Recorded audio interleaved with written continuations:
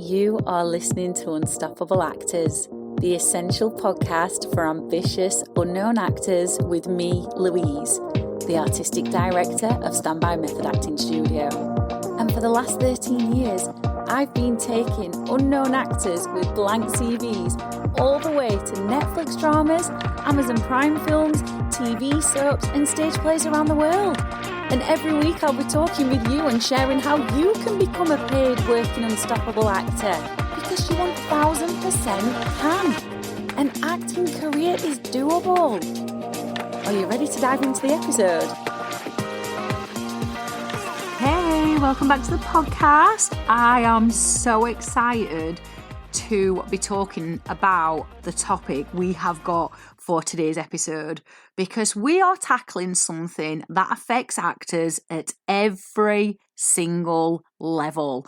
Not one of us is immune from this.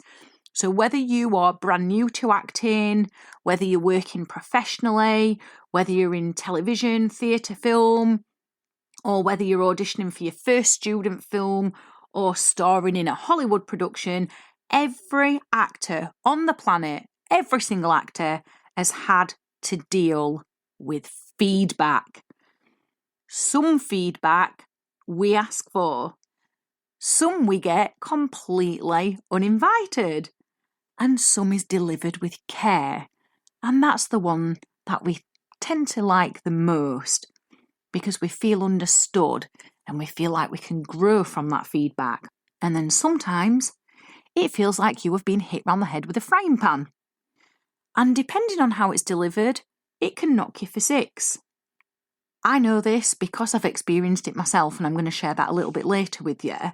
But recently I've started watching the Kylie documentary on Netflix, and one of the things that struck me was hearing her talk about the feedback that she received in the press when she was transitioning from actress to singer. And some of it was absolutely brutal.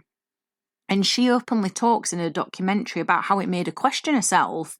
It made her question her talent. It made her question whether she was good enough. And I think that that's something that actors can relate to, because feedback doesn't just land on our work. It often lands on our identity. And that is why it hurts. Before we dive into this in more detail, I want to invite you to something super duper special. This July, we are opening the doors to the War Project. This is our summer 10-week method acting module, and it is an amazing opportunity for you to create one of the most truthful characters you have ever played. It is such an incredible opportunity for you to step into the shoes of a real person from history. It is so exciting. And our acting students just love this module so much. It only comes around once every 4 years, so it's quite a rare module. And in it, you will challenge yourself creatively. You will be allowed to make mistakes in a safe environment, and you will grow confidence not only in your craft but in yourself as an actor. And you'll get to experience what it's like to truly immerse yourself into a role. So if you want to find out more about this, just go over to tinyurl.com/10-week method acting, or hit the link underneath where you've hit play. Now let's talk about feedback. Some of you who've listened to this podcast for years are going to know this story. I apologise I'm sharing it again, but it's useful. It's an important one. So when I was at drama school, and this is long before I discovered method acting, we were preparing for our showcase. So if anyone is unfamiliar with what a showcase is, it's where you perform a couple of scenes and agents, casting directors, and all sorts of industry professionals come to watch you perform. And it's seen as a really big deal because it happens at the end of your 3 years drama school training. And the pressure is pretty big because everybody wants to do well. Everybody wants to be noticed. And so in our final rehearsal for this, we performed our scenes, and we received feedback from the director, and we were all sat on the floor in the rehearsal room, and he went through us one by one, and he got to me. I was one of the last, and he looked me square in the eyes, and he said, "That was fucking shit." That was it. No explanation, no guidance, no notes, no suggestion of what to improve, just, that was fucking shit. And even as I am telling you this now, I can still remember how I felt. I felt embarrassed. I felt ashamed. I felt angry. I felt small. I felt like I didn't belong there. But more than anything else, and this is the really scary part of it, I believed him. And that is really, really dangerous. It's not what he said, that was bad enough on its own, but the fact that I believed it. And for a long time, I carried that moment around with me. And you know what?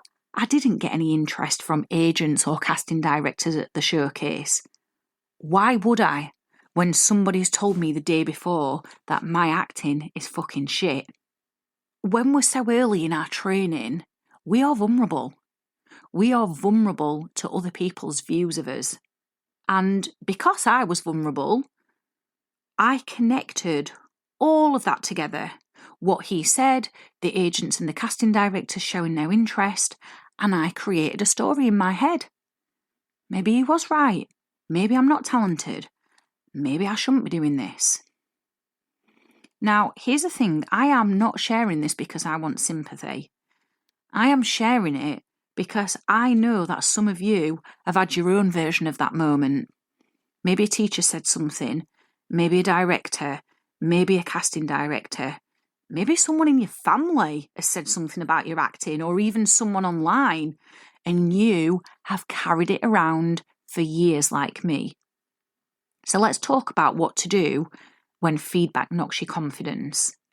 And the first thing is this: you do not ever beat yourself up for being affected by it. Because honestly, there is no prize, and I mean literally no prize, for pretending you're fine when you're not. We as humans are wired to belong. So thousands of years ago, our survival depended on being accepted by the tribe. So when somebody criticises our acting work, especially when we are emotionally invested in it and there is nothing in the world we are more passionate about, our brains can react as if we're being pushed out of the group. And the group being the acting group.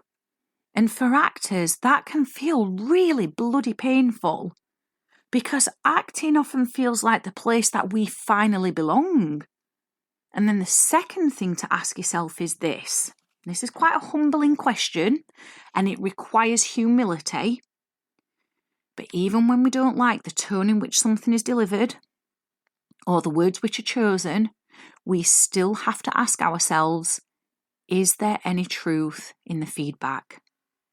Now, sometimes feedback is delivered very poorly, and yet it does still contain something useful in it, because those two things can exist at the same time. Someone can be absolutely awful at giving feedback, and yet still we can accidentally stumble upon something that we need to improve within that very poor delivery. So if there is a lesson hidden in it, take the lesson and leave the rest behind. And then the third question is, what are you going to do next? Because ultimately, that is the only part in all of this that you can control. You can't control what somebody says, and you cannot control how fair they are. You cannot even control whether they understand your work or not, but you can control your response. So will this become the thing that stops you, or will it become the thing that strengthens you? And for me, I chose to keep going. Now, it wasn't some big dramatic moment where I was like, right, I'm going to keep going. It took a little bit of time, but what I eventually decided on was, right, I am going to continue training. I am going to find my confidence again in my acting.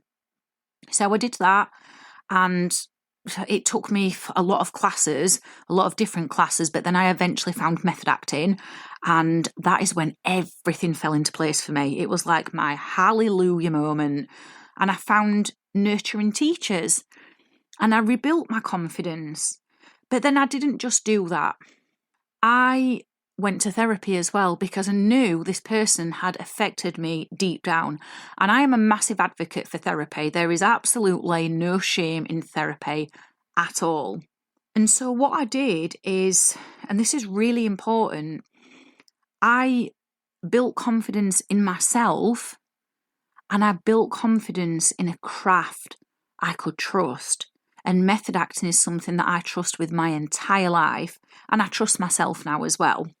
So now when somebody gives me feedback, I don't crumble, and that's not because I think I'm special, but it's because I've worked really hard through both working on the craft and working in therapy to know that my worth isn't dependent on one person's opinion.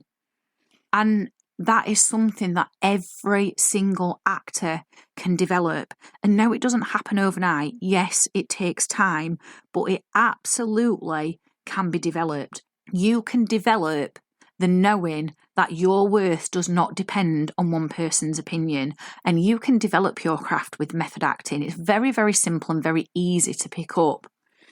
And one of the reasons this experience shaped me so much is because it completely changed how I give feedback to my acting students.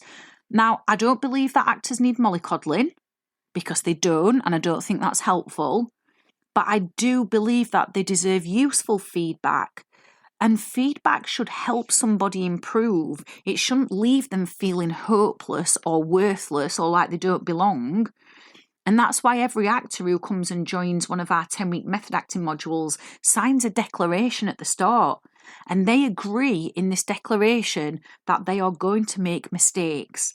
Lots of them. And they're okay with that. Because mistakes are not evidence you are failing. Do not ever let anybody tell you that, because that is utter bullshit. Mistakes are evidence you are learning. They are the only way that you can learn. And then what else I do is throughout the module, every single student receives detailed feedback every single week. You don't get vague comments, definitely not personal attacks, but you get specific observations. What's working, why it's working, what needs improving, and what practical action you need to take next. Now, last night I found myself telling some of the actors in class, oh, that was lovely work. And then I checked myself and I said to them, no, that's not good feedback. Telling you that's lovely work is generic. Let me tell you why it's lovely and why I've just said that. And actually, it's more than lovely. It was authentic. And so I went through what they did in the specific moments that made it authentic, because lovely actually doesn't cut it. And that's what you need.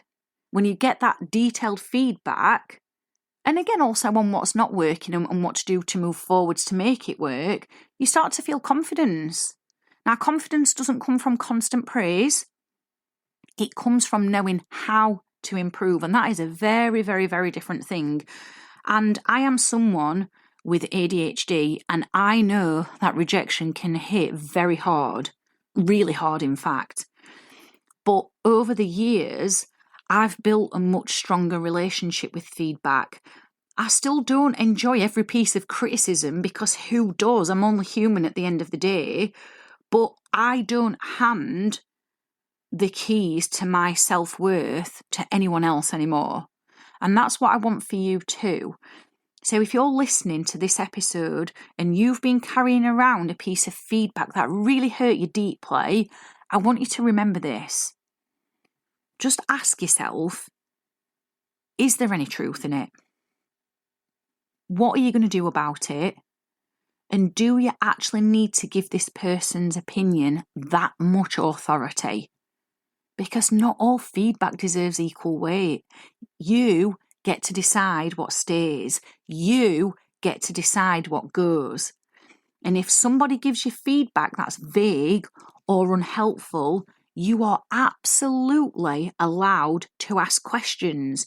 You are allowed to have a voice and say, can you help me understand what specifically needs improving? And that's not being difficult. You are not annoying anyone. You're being professional. Absolutely professional. And if they can't tell you, then the feedback is not worth listening to in the first place. So that's my challenge for you this week. Think about a piece of feedback that you've been carrying around and ask yourself whether it's helping you grow or simply holding you back. And if it's holding you back, maybe now is the time to put it down and just lay it to rest. Because you don't want it taking years off your acting career and dreams. This is important to you. And if you want to train in an environment where mistakes are actively encouraged, you are asked every single week to make mistakes, where your growth is celebrated, where feedback is designed to make you stronger rather than smaller, then as you know, applications for the War Project are now open. We are going to be beginning on Wednesday, the 22nd of July, and I would absolutely love to see your application. Just go to tinyurl.com/10-week method acting or hit the link underneath where you've hit play. Thank you for listening to this. I hope it has resonated with you, and I'll see you in the next episode. I've absolutely loved hanging out with you, and I really hope you found this episode inspiring. If you have, please do rate the podcast and hit follow so you never miss an episode, and I can help more actors like you. And come and join one of the most supportive, uplifting acting communities on socials, the Unstoppable Actors Facebook group, where you'll get your weekly injection of inspiration, networking, and receive your free Method Actors handbook so you can become an unstoppable actor.